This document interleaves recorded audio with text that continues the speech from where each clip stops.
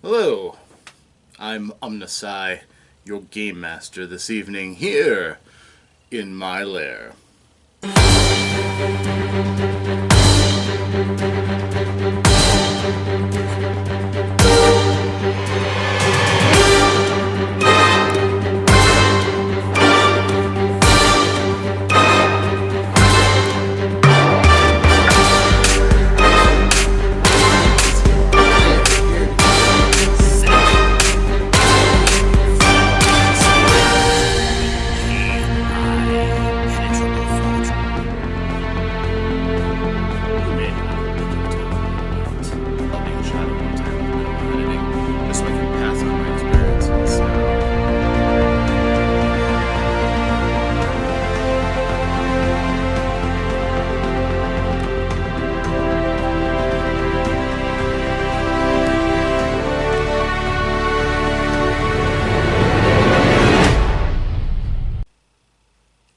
Hello, heroes. We're back once again for another State of the Dungeon address. The real-life goings-on in my various campaigns here in the lair of OmnusI. Tonight was the 15th of June, where we retreated into this basement from the scorching weather, and all adventurers were present this evening. Again, we had Otto the Bard, Terran the Warrior, Glim the Cleric, Geth the Sorcerer, Oric the Rogue, and the GM NPC Glug the Barbarian. This was at the very tail end of the adventure. Most of the dramatic points had already been hit. The only thing that was left was to mop up the master of the dungeon and his allies. So, the party went in search of the remaining pockets of magical darkness so that they could destroy them, which led them into the lair of the were-rat, who was the master of this particular section of dungeon, and his were-rat/goblin cohort. All of them had clerical powers granted them by their infernal masters, and because they could see in the darkness and the party could not, they had something of an advantage. The party had to operate within the 15-foot sphere, radius sphere of light that was able to be generated by Glim. So when they went to the lair of the actual were-rat, there was a curtain blocking it, and while the party debated their options, the bard Otto darted forward and threw open the curtain because he was impatient that way, which earned him a swift bite on the arm from the were-rat, who was lurking behind and heard them and was just waiting for them to make a move. So, the initial strike was a critical, rolled a 20 right off the bat. Once again, these are the same dice that I had fame rubbed against the desk that Gary Gygax had originally done some of his work on Dungeons & Dragons on. And natural 20 did just enough damage to drop Otto to 0 hit points. Time to fall to the ground and start making death saves. This is becoming familiar. The rest of the group started attacking the were-rat. Glim had a battle axe that they had recovered. They hadn't done any research on. It was just a very nice battle axe, and he was able to hurt the were-rat with it. Oric, not so much. His weapons weren't hurting it. And Terran looked at the situation, realized he probably wasn't going to be able to hurt it either, so he moved up to bear hug the were-rat to stop it from biting everyone else, because he was pretty sure he could deal with it. Glug attempted to help him. I rolled a 1. This would become a recurring theme for poor Glug through the night. As a GM NPC, my dice generally tend to hate him. Or at least lately they have been. So he accidentally ends up hitting Terran instead with his axe. At this time, I'm going to call him a gobrat, the goblin were-rat, came around from the back of the party and knew that the darkness gave him an advantage. So as Auric went up to the front to attack the were-rat in the melee, that left their back open, which the were-rat goblin pounced on Geth, the sorcerer, and Geth was able to fire off a freezing blast and catch the rat. So when he got attacked from behind, the rat used inflict wounds and dropped him, because he had already been slightly wounded in the battle again at the evil temple, and they hadn't rested again. So they were too close to the full rest that they took as they prepared to explore the rest of the dungeon. So they are still about 18 hours out before they can take another long rest to get their spells back and replenish their hit pools. So Geth drops. So now 2 members of the group are down. And so the rest of the group starts going after the were-rat, who they initially started attacking. Only Glim has a magical weapon. None of them are packing silver. So they start coming out with interesting ways of trying to stop this were-rat. But what it really boils down to is Glim ends up blowing all of his special abilities as a war priest. He gives himself an extra attack. When he misses, he gives himself a bonus that makes the attack a hit. Enough hits with that magical axe, and the main were-rat dies. So the party turns their attention back to this gobrat. And the 2 fighters, the Glim, or Terran and Glug, both grapple him to try to hold him down. Kind of turn him into the white filling in an Oreo cookie of adventuring. And again, Glim comes along. He's like, I really don't want to hit them with the axe. So Terran restrains him. He locks him into a tight hold, which the first were-rat got out of by shapeshifting down into a rat form, and was going to try to shapeshift back up, but every time he did that, he was losing his action in the round, wasn't able to fight back and try to do any harm to the person grappling him. So that was a suboptimal situation.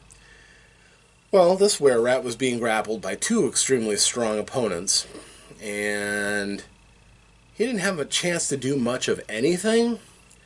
But then Glug, the restraint worked. Glug turned around and tried to inflict some damage and basically inflict punishment on the were-rat. And without a magical weapon, he just kind of grabbed his head, and he was trying to do what would have looked like a cool wrestling move, except he rolled a 1. Poor Glug. And he ended up hurting himself, which was just enough to knock him out. So Glug is on the ground now. However, that means this were-rat is restrained, and that gives Glim a free shot with his magical battle axe to chop it down, and they finish it off. The actual fight itself was relatively straight and to the point, but half the party was on the ground. The were-rats were on the ground.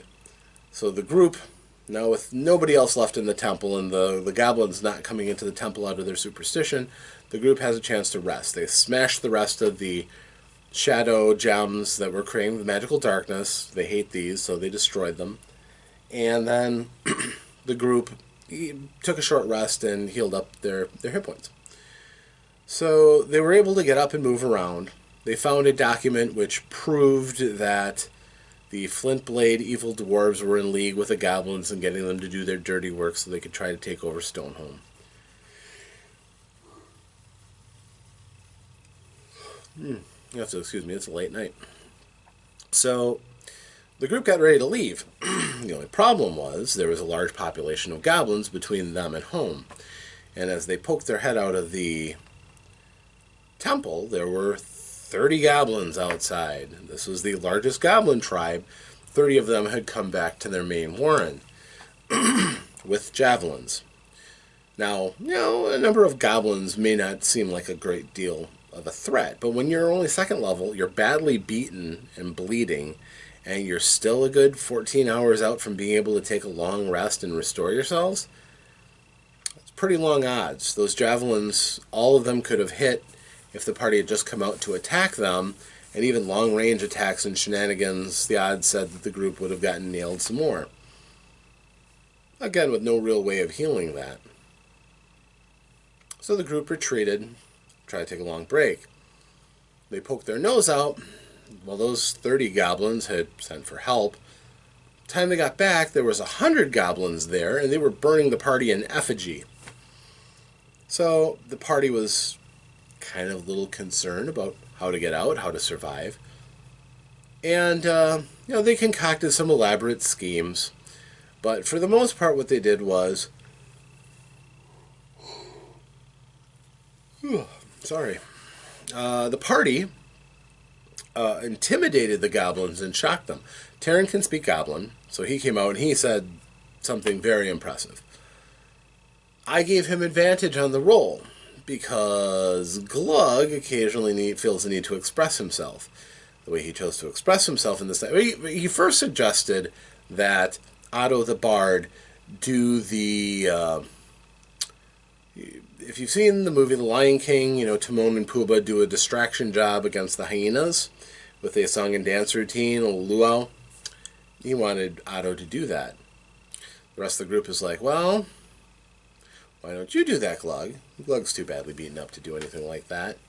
But, on the other hand, the guys they start figuring out, well, if we cast Sanctuary on him, then any goblin who attacks him is going to have to make a wisdom saving throw, or else they won't be able to hurt him. And they were going on and on and on and just spinning mental circles. So instead, the compromise was Terran went out to intimidate them to stop them from attacking while the rest of the group slipped out. Glug lopped off a couple of goblin heads, and he was making crude gestures with them, kind of a little pelvic thrusting action going on, to back up what Terran was saying. And the goblins knew that these were the elite goblins, guards of the temple, that he was using as props for his distraction attempt. And that alone was enough to give them a good 4 solid rounds of advanced running time before the goblins could really organize to chase them. For the most part, that's pretty home free, 4 rounds of separation, except that 2 of the party members are dwarves. So, Glug went up and he forklifted, carried the cleric, arms under the armpits, and carried them off. So, the chase wasn't very interesting, and I didn't want to tie up a lot of the night with this running battle going on between these relatively meaningless goblins. The party had done everything they needed to do. So a couple of dice rolls basically summed up their heroic escape from the goblin warrens. And then, from thence on, again, it really didn't warrant a lot of extra combat on their way back home. So I rolled a bunch of times, was looking for getting doubles to see if there was a chance of an encounter, basically a 1 in 6 chance. Didn't roll any encounters. The group had to go down the obsidian ledge because it was a nasty little challenge. 30-foot drop, sharp stalagmites below, a cliff that was very, very sharp and had lots of nasty edges. The party took some minor damage, but no real drama. Nobody fell off the top and died. So that was pretty good. They got down. They made it back to Stoneholm.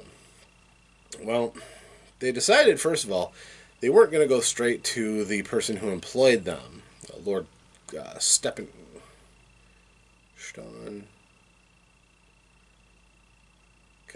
I can't remember his name.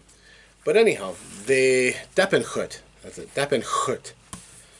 So instead they went back to the shrine of Clangeddon, the dwarven war god. There they told their story, copied the letter so that they have their own copy. They told the the various priests, including they got an audience with the high priest, who was a pretty impressive warrior himself, and he was not happy. Clearly, when he heard the Flint Blades were cooperating with goblins and using them to attack the city, he was outraged, and immediately basically said, "I'm going to go to the king. I'm going to deal with this. You guys train. You guys do what you have to do. You did well." And the group was given their choice of a weapon from the arsenal, and then it was individually blessed. I decided to give out a minor magical item to each member of the party. They weren't plus X weapons, so they're not magical, but each one of them gives a special ability. I rolled, since I've been doing this for so long, I have a magical table that I concocted. It's mostly in my head.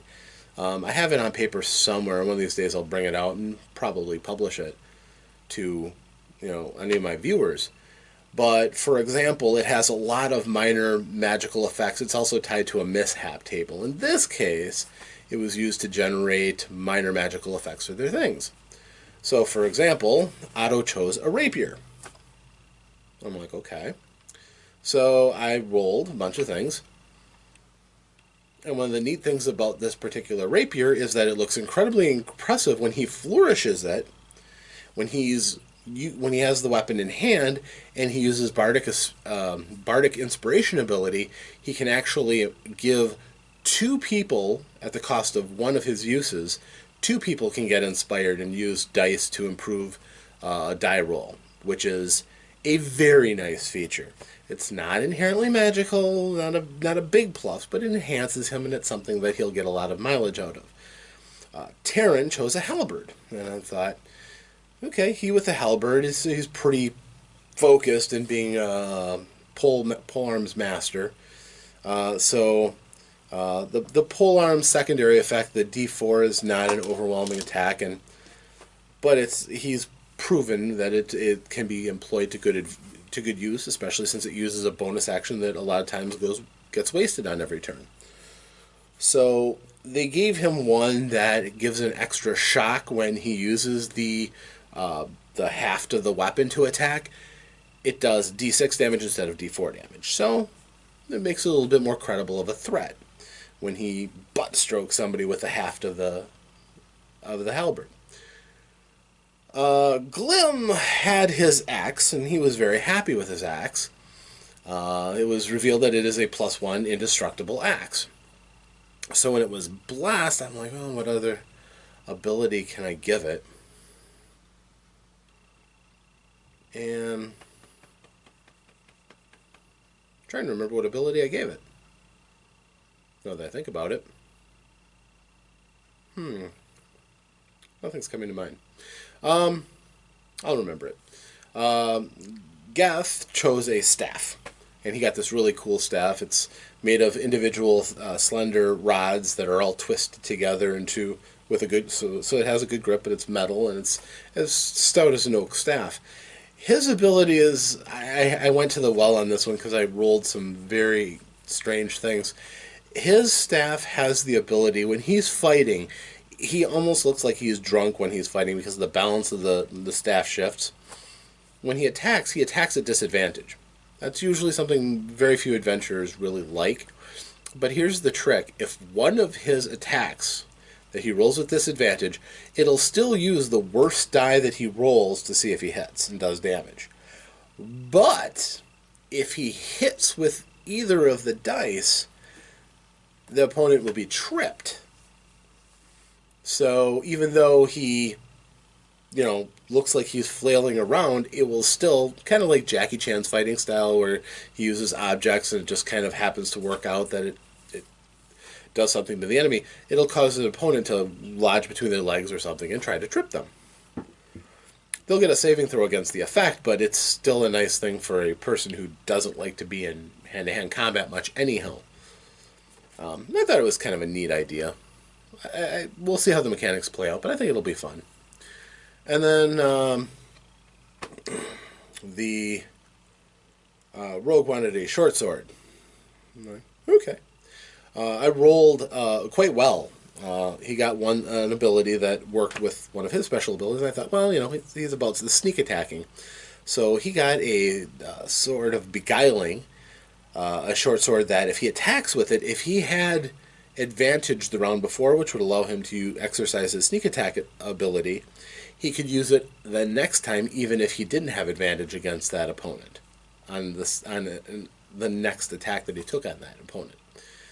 So that's kind of nice. He doesn't need to. He can attack once with surprise and have a sneak attack, and then, even though the opponent's no longer surprised, he could still get another sneak attack in. So, because rogues don't get multiple attacks, that sneak attack really can help them to get some bite in their combat. That could help him out in the long run, despite the fact that it's not a true magical weapon. And I am still not remembering the extra bonus that Glim got, which is disturbing me a little bit. I know it enhanced an ability that he's got. Just for the life of me, I can't remember it. Oh, Glug picked out a weapon. He got a big hammer, kind of a maul, which fit his style. The problem is I rolled for a relatively useless ability. And it transformed it, gave it a new ability, and he got a grand hammer, basically a maul, of buoyancy. It can't sink in water, it floats. Even though it's got a 25-pound massive spiked head, it floats in water. Maybe it'll come in useful someday. I don't know. So that's what they got for their weapons. They were also a little worried that their boss didn't have their best interests at heart, so they left with a couple of paladins of the Temple of Clangeddon in tow as their honor guard to take them to Lord Steppenhut to turn in their progress report, which they did. And despite the fact that he may have seemed like the evil vizier who was looking to stab the king and in league with the evil guys, he paid them appropriately. He may not entirely enjoy the company of the party, especially the acid-tongued cleric Glim, but he paid them for good work and took that information to the king. So the party grabbed onto the opportunity. They have learned to train. I'm so proud. I'm so proud. And they went back to the temple and they sponged off for training. Every single one of them has a class that could somehow work in with the Dwarven War God. Even the Bard. Certainly within the grand scheme of war, having war chanters, people who inspire the troops, there's a role for that. So they do have some bards within the greater temple that were called in to help Otto. The fighter found no shortage of people to help him fight, and he is now taken on the path of the battle master of the fighter. Glim got more training, mostly getting pummeled, but eventually forcing him out to second level spells. Geth found a dwarven warcaster for the sorceress training that he needed. Again, second level spells. It's a great moment for any young spellcaster. And of course, they use scouts. So they found a rogue on the path of thief for the temple that was able to train Auric. The only one who did not have a trainer there in the temple was Glug, which wasn't a problem. He's an NPC. There's others that he could go out to and train, and he did. So the party's all smartened up to 3rd level now. They had a little bit of discussion about what they wanted to do. For example, as far as Geth is concerned, he got his wheat contract for his people. So he's a happy camper. He thinks that the adventure is done for him. The rest of them, I basically let them do the shopping that they wanted. Orin went out and Auric got a alchemical silver sword. I believe Terran went and did some power shopping. Got better armor, I believe. Auric also grabbed a couple of healing potions from the temple since they're on good terms. Geth learned how to gamble. I used to have this one game that I kind of wish I knew where it was. I think I still have it. I think it's called like Flip 7 or something. It's an odd-shaped polyhedron. All the faces are different sides. It's kind of twisted a little bit. And what you do, oh, it's called Flip Out. I remember that now. And basically, it's a weighted cube, or it's a weighted polyhedron. And what you do is you place one end off the edge of the table, and you flip it up. It has to flip around. And depending on the facing it is, you gain points. The more difficult the smaller the surface that it needs to lie on, the more points it's worth. If you can flip it straight up so that it's up on edge, it's worth the most points. The widest face says flip out.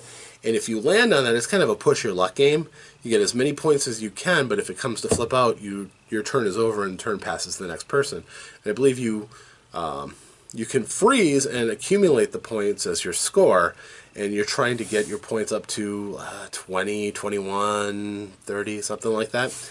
And after you freeze and you have enough points to win, your opponent gets one last chance to try to get past your score and win himself.